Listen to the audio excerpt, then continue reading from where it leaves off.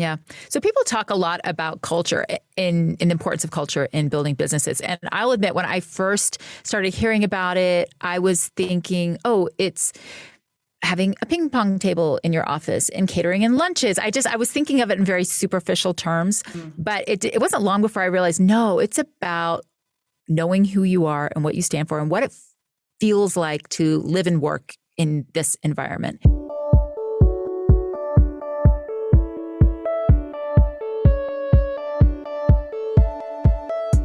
So you want to make an impact. You're thinking about starting a business, sharing your voice. How do women do it that handle motherhood, family, and still chase after those dreams? Well, listen each week as we dive into the stories of women who know. This is Call Me CEO.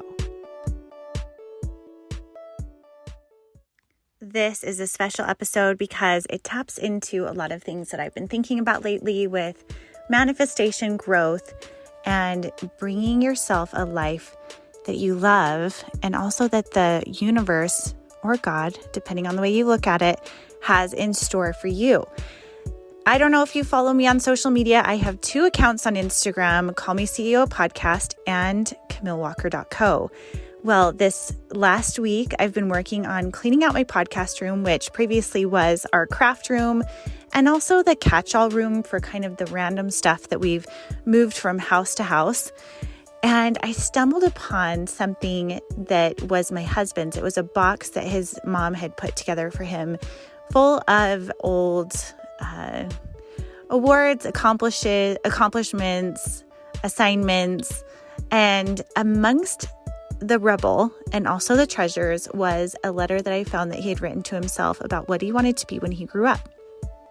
And in this letter to his future self, which I believe this was an assignment because he wasn't much of a journal writer, was a letter where he said what his intentions were for his life. He said that he wanted to be a lawyer or to run a law firm. He said that he wanted to excel in academics and sports and possibly get a scholarship, which he did both of those things, which is pretty incredible.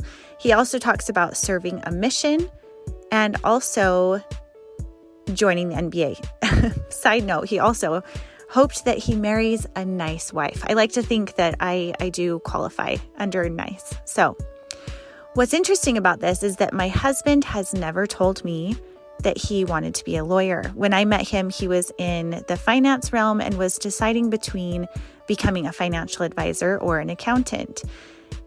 At the end of it all, he did decide to become an accountant, a CPA, receive his MBA, and I'm going to pause right there because I want to tell you what happened next. Well, I never knew that he wanted to be a lawyer, and I called him and read this to him and said, I didn't know that you wanted to be a lawyer growing up. And he said, well, yes, that was always my intention. I wanted to be a lawyer, go to a good college. And what happened was we had a lot of people that came from their jobs that they were at, and they would come to our career week and tell us about what they did, if they liked it, what it entailed, and if they could go back, if they would do it again. And all of these lawyers that came and visited him, or visited the class rather, they all said if they could go back, they would not have chosen to be a lawyer because it was very demanding on their time. Now, that isn't to say that all lawyers feel this way, but that translated the message to my husband that maybe this wasn't the career path for him because that was the advice that he was given. Well, fast forward to where we are right now, and my husband did become an accountant, a CPA, but he is also now running a law firm. And that was never his intention as he set out to be an accountant and then to become a CPA and eventually a CFO or someone who can run the finances of a company. And yet that is where his path led him. And the irony of this and the manifestation of this all, of course, I'm geeking out over here like, oh my gosh, how cool that everything that you wrote as a 13, 14-year-old self, you brought to pass. The only thing that he wrote, and it didn't come to fruition, was that he didn't play for the NBA. And what's funny about that goal, that he wrote that at the very, very end, and I want to be on the NBA. It was kind of like this far-reaching goal that maybe he didn't really believe or want in my mind, but everything else on the page, he did. And the fact that he said that he wanted to be a lawyer or run a law firm is exactly what he did. And he didn't know that all of the steps in between would lead him to that goal that he had set for himself so many years before. But as you're listening to this episode, I want you to focus on what your goal is for your life. What is that roadmap? Because in step 2, you're going to hear that it's not about the how. It is not about the how. And so as you're thinking about this, I want you to think about identifying your goals and realizing that if you open yourself up to it, there is so much abundance that can come. You may not know all the steps in between, but it's there for you. Let's get started. Welcome everyone to another episode of Call Me CEO. And today we have a very special guest, Vanessa Quigley, who is the co-founder of Chatbooks and a champion for families and creating moments that matter. And if any of you have been here for a while, you know that that is very in line with my mission here as well. Vanessa is a mother who is devoted to her family. And today we're going to be talking about how to create a balance in your life, but also how to grow an amazing business as a woman, a mother, and as a partner. She runs this business with her husband. And anytime that I interview someone who runs a business with their husband, I'm like, tell me more. That takes a very special couple. So Vanessa, thank you so much for being with us today. I'm so happy to be here and to share my story. Yeah. So tell our audience about you, a little bit about where you live, your children, where you're from, and let's dive into Chatbooks and hear more about it. Okay. I live in Orem, Utah right now. And every time I say that, I'm a little shocked because I love Utah. I came to Utah for school. I went to BYU, but I am a Floridian. I love the sun. I love the sand. 7th generation Floridian. I just could not ever imagine living anywhere that wasn't next to the beach. And I loved my time here as a student. I was studying vocal performance and pedagogy. I wanted to be actually a Broadway star, but then when I got here and I discovered classical singing, I was working towards being a professional opera singer. I love music. I love performing. I love storytelling. And this was a great place. Utah, BYU was a great place to learn those skills and develop those talents. But, oh man, my story took a lot of turns along the way. Needless to say, I did not become an international opera singer. But we live in Utah now because this is a great place to start a business. The entrepreneurial spirit is strong here. And, fast forward a bunch of years from college, and my husband and I wanted to start a business that was all about helping families. And family is such an important part of the culture here in Utah and family history. And it just felt like the right place to be. So here we are in Utah. I'm the mother of 7 children.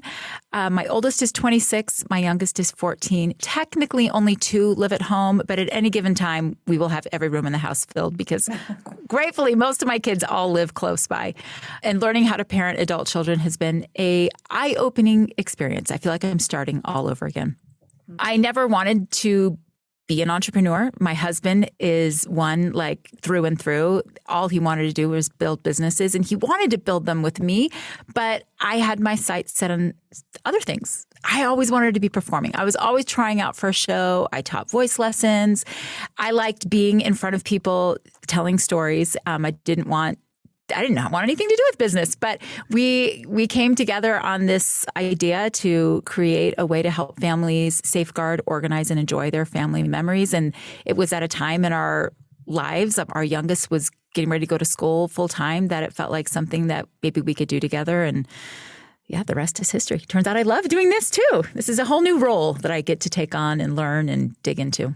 Wow. That's amazing. And 7 children alone. I'm like, people, and if I talk to anyone outside of Utah and I say I have 4 children, people fall over in their chair. I know. I can only imagine 7. That's a lot more. So how are you able to manage?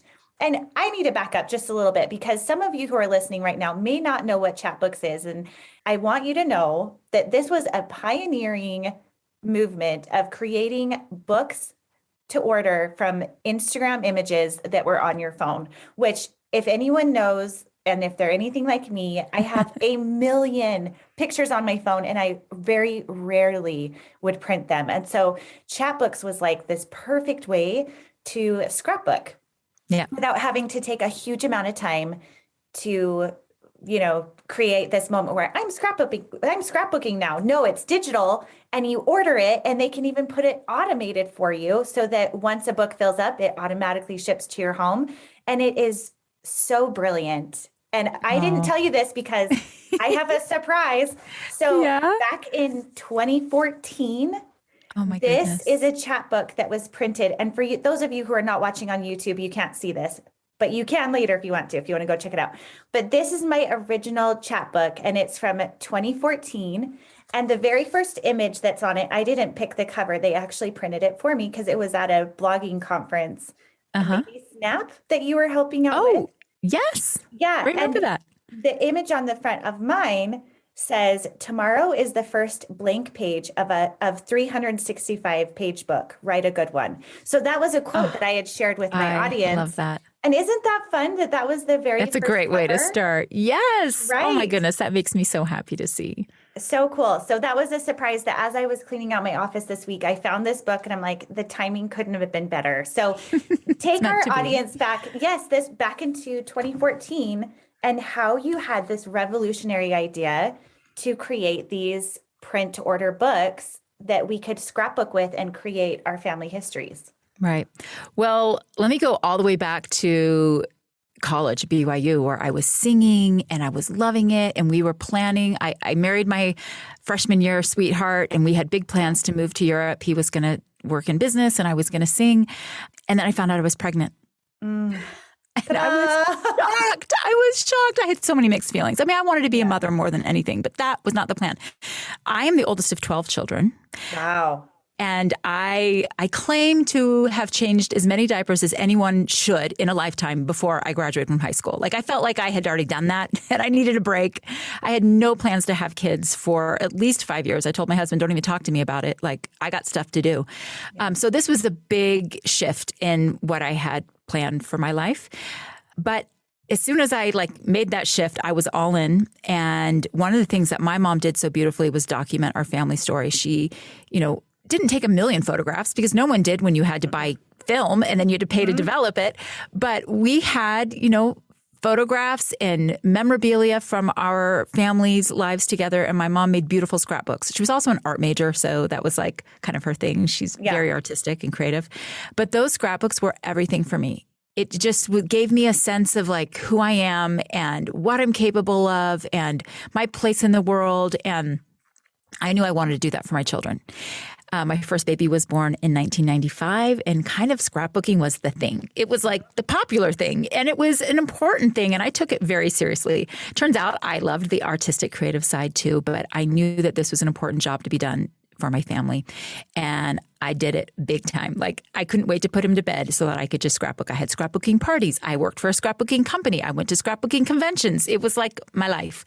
But then I had another baby and I had another baby and another baby. And I remember distinctly being on bed rest with baby number 5 and thinking, I'm finally going to get caught up because I'm just stuck here in this bed. My sister was living with me. I was just printing photos, cropping photos, getting ready to, get all caught up. And then that baby was born and that was it. Never touched my scrapbooking supplies again.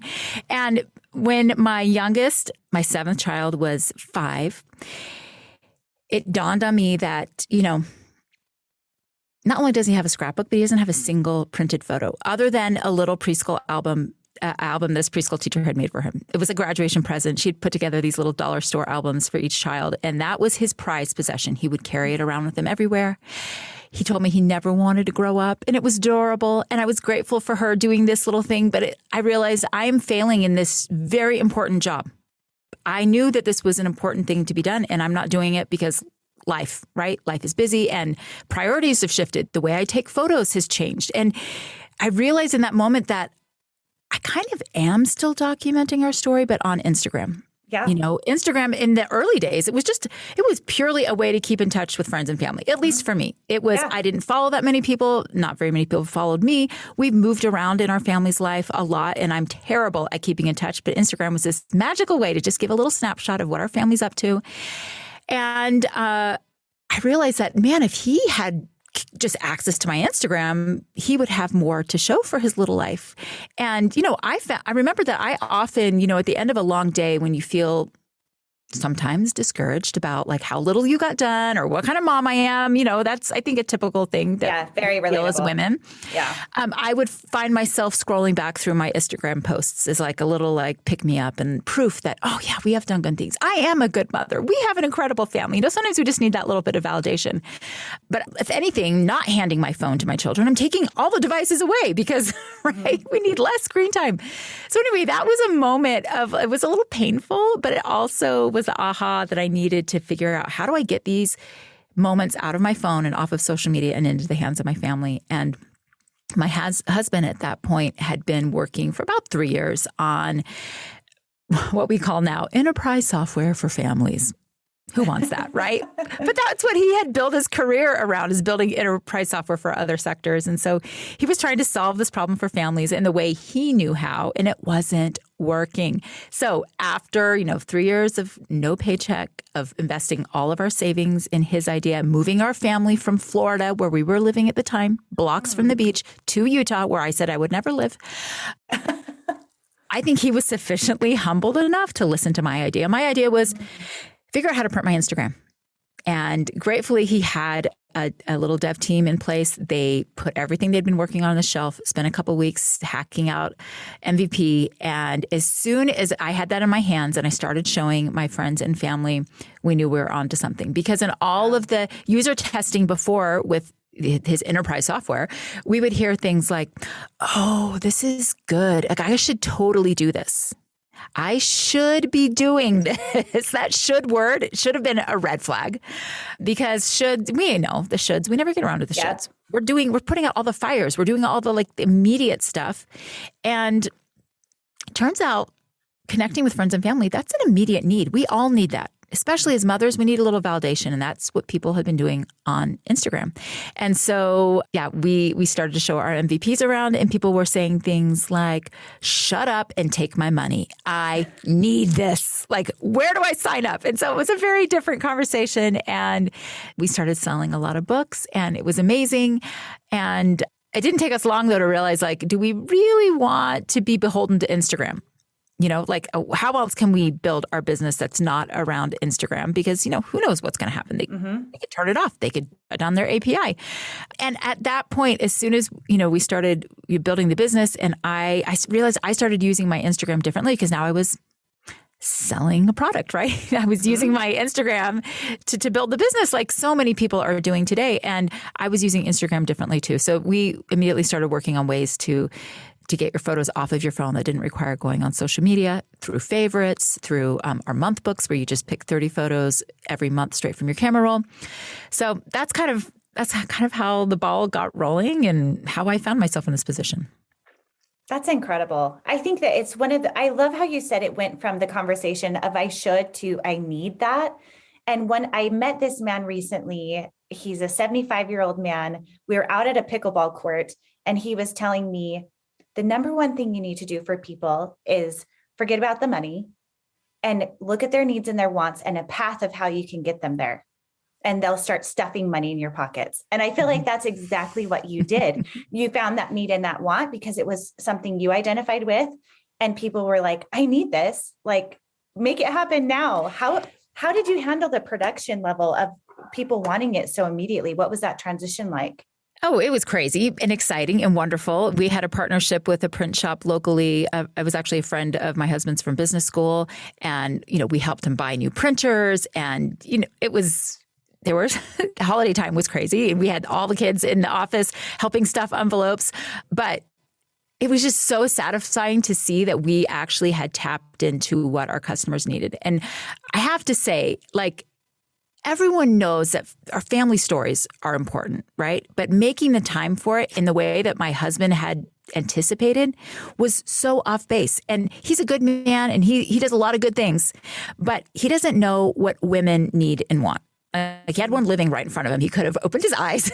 Actually, I could have spoken up more, but I think I was like, well, building businesses is your thing and you have the Harvard MBA. What do I know? Okay, if you think that's the way it is. But in reality, like his customer was me and my friends and moms, busy moms like me. And the last thing we have time for is a giant project, right? Yes. Mm-hmm. And so that was something that like, I think was eye-opening for him too, is needing to have diversity on his team. We're solving problems for families. Like, what do those look like outside of his own life experience? And so the key for our success was that we gave families a solution that didn't require leaning in and doing a lot of work.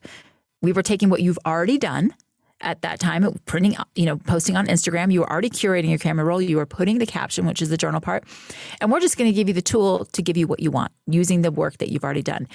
There are products that don't come straight from social media, requires a little more work on our users' part, but figuring out how to make that as easy as possible, building tech that helps choose your photos for you, creating a subscription that is like as easy and as affordable as can be, and customer service where, world-class customer service because they're all moms. We call our customer support team the Mom Force because they're all moms that know what our customers' needs and the pain points in all the aspects of our life. And, making the customer right in every situation is like, that's our calling card. All of those things have helped us be successful because we know our customer because we are our customer. That's powerful. Now, I'm curious, as you were going through this and helping steer your husband in that direction of understanding how to actually solve this problem, what were the ages of your kids and how were you able to manage? 7 children. What were their ages? Yeah. What were you doing? How did you make this work? Well, my youngest was just going to kindergarten full time. And so it was like the first time that everyone would be out of the house during the day. And I had dreamt of this moment, right? I was going to go get my yoga certification. I thought about going back to school and getting my master's.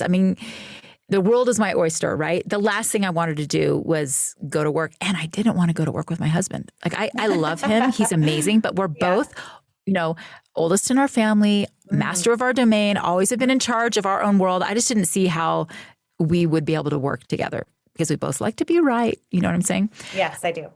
But when it became obvious that the key to our success was going to be having my voice on the team and more women on the team, I wanted to have a say other than just like an aside at home, in the bedroom.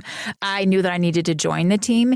And because I had these hours now with everyone in school, it felt doable. It is still hard, though, to be all in on family and home and be working because I used to use those hours to grocery shop and clean the house and meal plan and do things for me that would fill my bucket so that I was ready for everyone to come home at the end of a day. And so now that looks really different. And, we've got a lot of help to help fill in the gaps that I've left as I, work while they're at school. But as far as like the timing, it couldn't have been better. I don't know how I could have done this if I had kids at home all day long. I don't know if it would have worked for us. So I'm glad that the timing with our family's stage of life was what it was. Yeah, it's really interesting to hear you say that because I'm right on that precipice of my youngest. He's in kindergarten this year. So I get just a couple of hours and then it's like next year is that first full year. And I feel like it's those transition periods of our lives as women that we kind of reevaluate. Where am I? What do I want? Where am I going? How am I going to create this path that I want? And I love that timing worked out so well for you and that you were able to dive into it and be a part of the team. What was it or I guess the question I want to ask is, at what point did you realize this is the thing that my husband's been searching for? This is going to work. This is success. Like, what was that transition like in that moment? Do you remember having those thoughts? Oh, yeah. I knew as soon as we started putting books in the hands of our customers that this is going to work. And it's going to work if we do it together because I knew he needed me. And all of those fears that I had mentioned I had about working with my husband quickly, went away. Like I realized we are actually prepared for this. We were made for this moment. Like our mission for our company is to strengthen families. That's what we've been doing, behind the scenes as he was building his other companies. Like, we know what that looks like. We know what that takes. We know what kind of products, what kind of customer experience it needs, but we also know on the other side, like, what kind of team we need to build, what kind of culture we need in our company to get the amazing, people that we need to help us make our dreams come true. And so as unqualified as I felt, because I didn't have an MBA. I actually never took a business class. I didn't even take math in college. Like, I'm an artist. Like, I felt really, really unqualified to be doing this, but we had different zones of genius. Like, I don't have a degree in marketing, but I know how to storytell. I know what I want as a customer. I know the kind of experience I want as a consumer. And turns out, like, all those years of mothering and performing were the perfect preparation, because we're very careful to, when we talk about our team, make the difference that this isn't a family. I know we sometimes feel like family because we are working so hard on something that we're so passionate about, and you care deeply about, those people. But it is, in the end, a team. You don't get to cut your son when he keeps missing curfew or his room is a mess, right? You don't. Yes. You don't do that. But when you have an all-star team, you do make cuts, you make trades. So there is a difference there. But a lot of the things that I did in my family to help strengthen my family and translate to our success in our business in just like cultural ways and all of that. I want to hear more about that, because as a mother of 7 running a very successful business with your husband, what are those success tools that you've put in place with your family that translated to your business and how to run the machine, so to speak? Yeah. So people talk a lot about culture in the importance of culture in building businesses. And I'll admit, when I first started hearing about it, I was thinking, oh, it's having a ping pong table in your office and catering and lunches. I was thinking of it in very superficial terms, but it wasn't long before I realized, no, it's about knowing who you are and what you stand for and what it feels like to live and work in this environment. And I was reminded of a moment when I was pregnant with number 5, and I had all these babies, and I felt like I was drowning and no one was listening to me, and my life was a disaster. And I was desperate to just like create some order and lay out some expectations of what it's going to be like to live in this family and what I need from you. And my oldest was like 8 at the time, but my husband and I landed on what we called the Quigley Creed. Oh, I love it. Quigley's. I'm taking notes. I hope everyone's pulling out the paper. Quigley's are kind, obedient, cheerful, and polite. And those, I just thought, if we can just like aspire for these things, it'll be better, right? And those felt like things that an 8-year-old, a 6-year-old, a 4-year-old could grasp. Being kind, obedient, cheerful, and polite. No, it did not guarantee that anyone behaved that way, but it was like a common set of values that we talked about often, over-communicating. Actually, every night before they went to bed, we would have them recite this. And when they were young enough, they loved doing they had like hand motions to go with it. As they got older, like we started entering the teenage years, we actually made one amendment to the creed. It is now, as it stands, Quigley's are respectful, responsible, considerate, and kind. Okay, kindness never dies. But do you see how those values changed? They were a little more mature as they were getting older. And I wanted to really reinforce, what does that mean? And in our home and outside of our home. So having this common set of values that we talked about a lot was really, really helpful in our home. And we knew we needed that for our family. And so one of the first things we did was gather, our team was not very big at that time, but we gathered together. We agreed on what are the unique things about working here at Chatbooks? And think about your favorite person to work with. What is it about them that you love that makes this a good experience? And we whittled it down to 5 values. We call them our all-star values. And we talk about them all the time. They're on the wall. They guide us through our interview process and all of our one-on-ones. It is what makes it unique to live and work at Chatbooks. And not that people are living at Chatbooks, but that sense of like culture is that everything, how it feels. And it's not going to be for everyone, right? Like we've had people join the team and it's just like, oh, this isn't what I'm looking for right now. And I will say usually they are younger single people because we are such a family focused place that we're not like the party atmosphere, right? Sure. But anyway, those 5 values are now we lay them out in the shape of a star. So at the very tip of the star is grown up, because I don't need to come to work to deal with more children, right? that was whatever reason. Like, I need you to be a grown up, and you know what that looks like. Yes. So, and that just like translates to everything. Mm-hmm. So grown up. And then on the two arms of the star is amazing, because we want amazing work. We expect amazing work. And then ship, because we also just got to get stuff out the door. And if we work too hard on making things perfect, we're never going to ship anything. But if you keep shipping, if you're just shipping like without thinking, then you're not sending amazing work out there. So the fact that those are on two arms of the star, that's like tension there. You know, there's like give and take. So we talk about that. We're aware of that. We look at that. And then the feet of the star is optimistic and kind, because like I said, kindness, it's eternal. Like kindness never goes away. So being optimistic that like even when we get through the hard times, because you're going to get through hard times, that's part of life, that not all is lost. We're actually going to learn from this. We're going to be stronger. We're going to grow from this. That optimism is really important and kind of like at the foundation of who we are. And then kindness. And there's actually, we added another value right in the center. When Hamilton was all the rage, we were obsessed. We would play the album.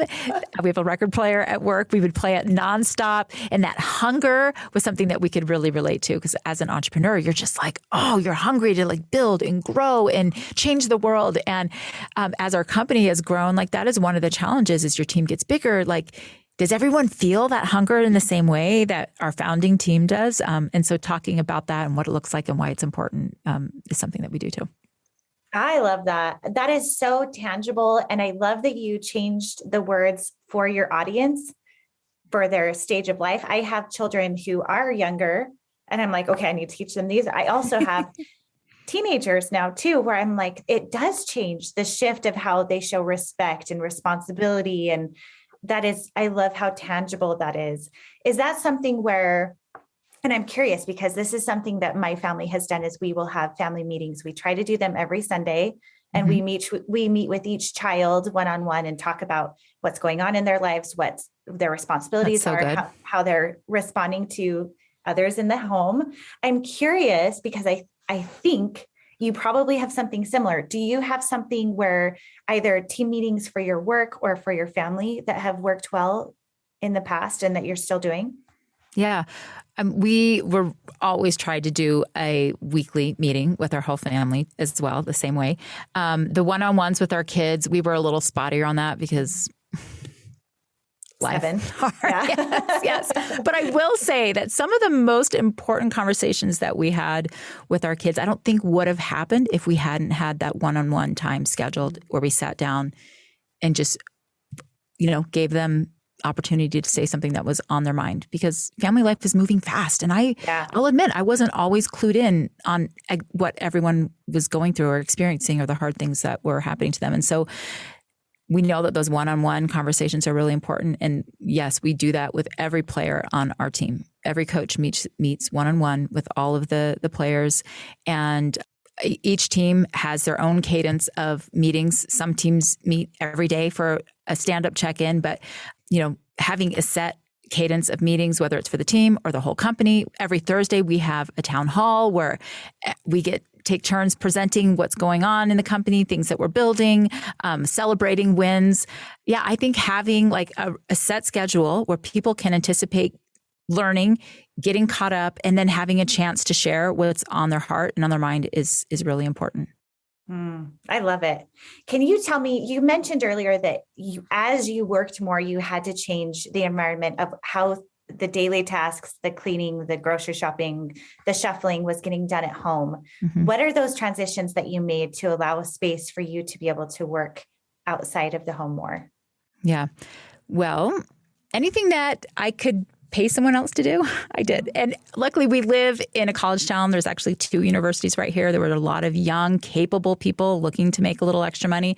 So I hired, people to help me clean, to iron, to help with the kids, to run my groceries, to even cook. Like we just experimented with everything. And right now with just 2 kids at home, like We've got a routine that's working without like tons and tons of extra help.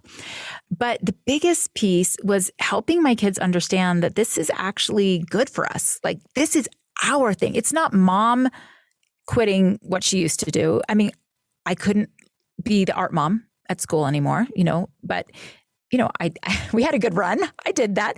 But our family bought in on that. This is our thing. This is our family's work. Yeah, mom is doing other things and not doing some things. And we have like a bunch of random people in the house doing things that usually I was doing. But I loved that, first of all, that they were seeing me chase something that wasn't always comfortable. Like, this is not my zone of genius. Like, I'm being put outside of my comfort zone on a regular basis. And I would talk about it. Like, that was our dinner table conversation often. So I love that they saw me, especially as an older woman. I mean, I was like in my 40s, like doing something new and different. But the fact that the kids, they felt like part of our team because they were making sacrifices too.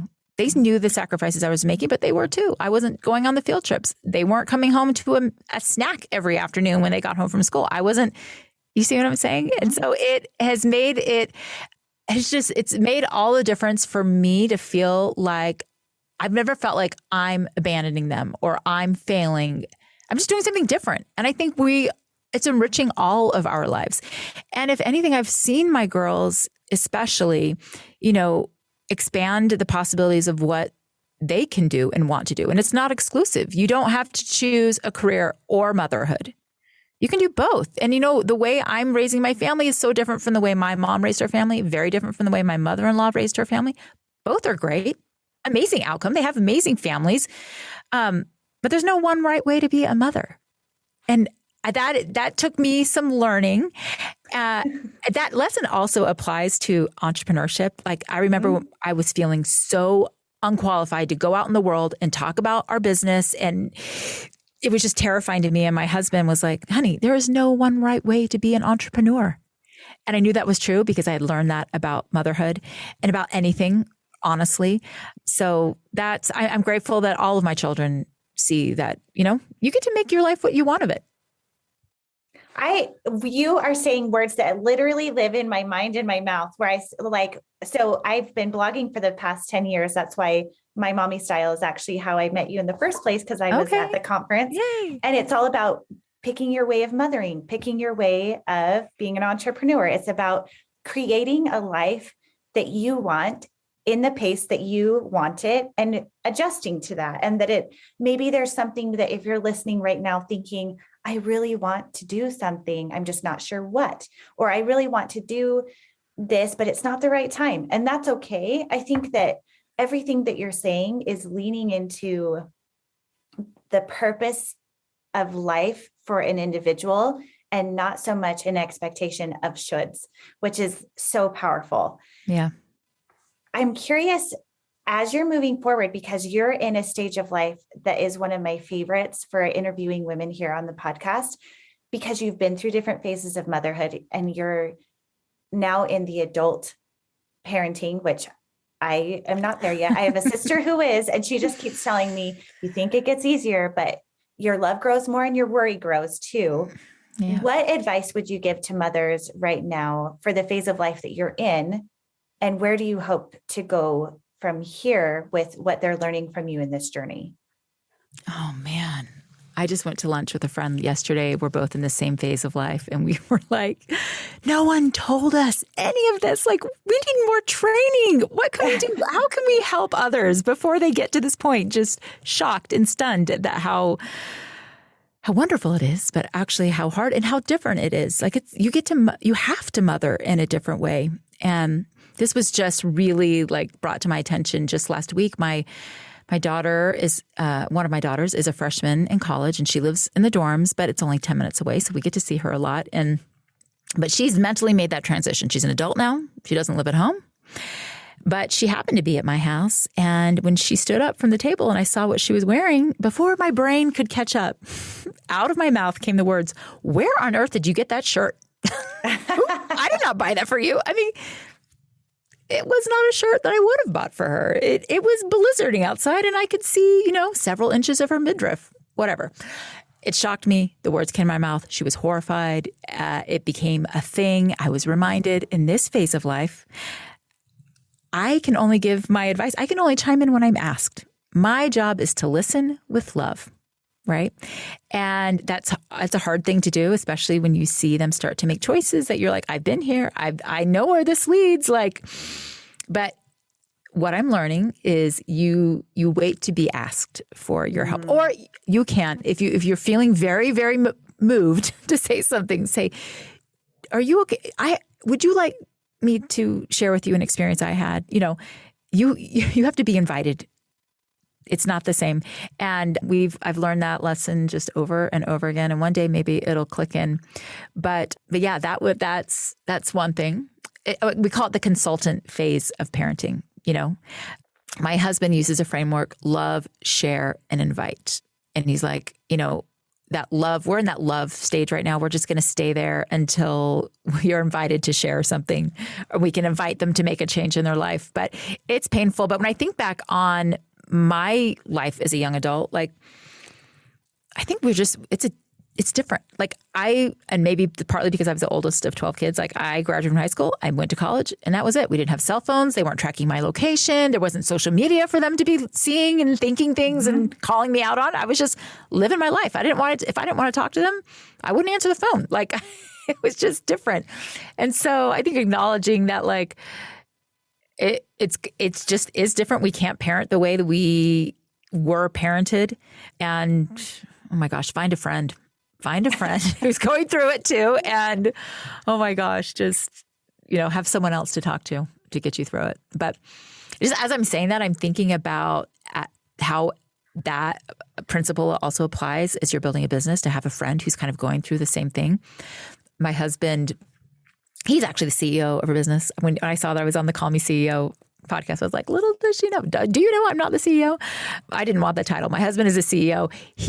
As he was building our business here, was approached by a woman who I love and I consider my mentor, the CEO of Freshly Picked, Susan Peterson, saying, hey, we're building consumer facing businesses. Let's put together a breakfast club where we can get together once a month with other people doing the same thing. And we can just dump,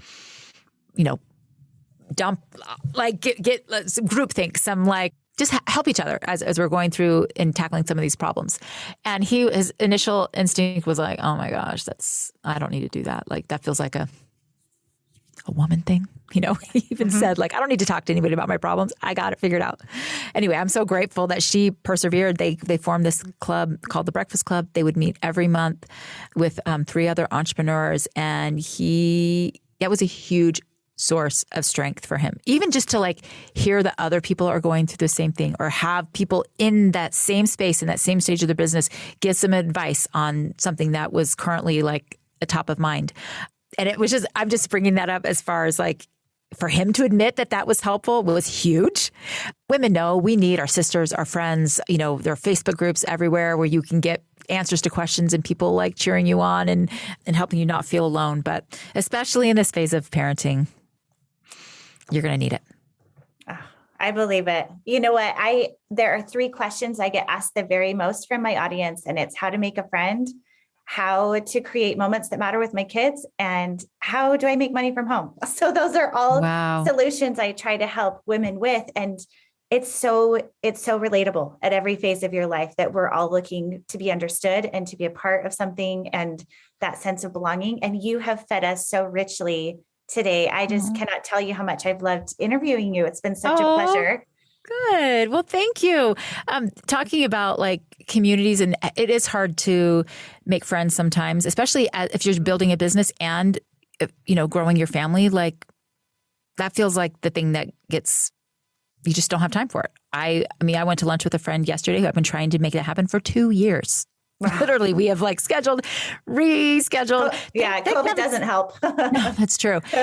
Thank heavens for Marco Polo. Literally, that has saved me and has helped me, stay in touch with some of my closest friends and really grow relationships beyond just commenting on each other's Instagram. But Facebook groups have been amazing too. And we have a Facebook group called the Mom Force, kind of grew out of our customer support team, who we also call the Mom Force, a place for us to have conversations outside of work, but it has grown organically. There's so many amazing moms in there. It is a kind, uplifting, supportive place. That question comes up a lot. How can I help? How can I make friends in this phase of life? It's something we talk about, we're aware of. So if you ever feel like you need another community to feel part of, come check out the Mom Force and listen to the Mom Force podcast. There you go. That's perfect. And that's a perfect way for you to introduce everything and every way that our listeners can connect with you. Yeah. So I have a monthly podcast. We do one episode a month where we have moms come on and share their tips and tricks for motherhood. I just did an interview with Sharon Says So, sharing about how we can talk to our families about some of the hard things that are happening in the world and about the importance of leadership and what a good leader looks like. So we've got the podcast. For sure, download the Chatbooks app and see how easy it is to get your photos off of your phone and into your hands. And then you can follow Chatbooks on Instagram. We're all kinds of mom stuff, cheering us on along the way. And Vanessa Quigley, I'm on Instagram sharing some behind the scenes stuff of the business and then family life and just things that are important and meaningful to me. Awesome. Well, thank you so much for being here with us today. It was amazing. It was so fun. Thank you. This episode is brought to you by Station Park, who believes in women-led businesses that are changing the world. If you want a place to come visit, to dine, shop, or connect with your loved ones, Station Park is only 20 minutes away from downtown Salt Lake City and has a gorgeous outdoor dining and shopping experience that you can walk among the shops and create memories that will last forever. If you happen to be in the middle of the square, Twig's restaurant is right there in the middle, one of my very favorites. You've got to get the pesto margarita chicken and end the night with the dipping donuts. Trust me, tell them I sent you. It will change your life.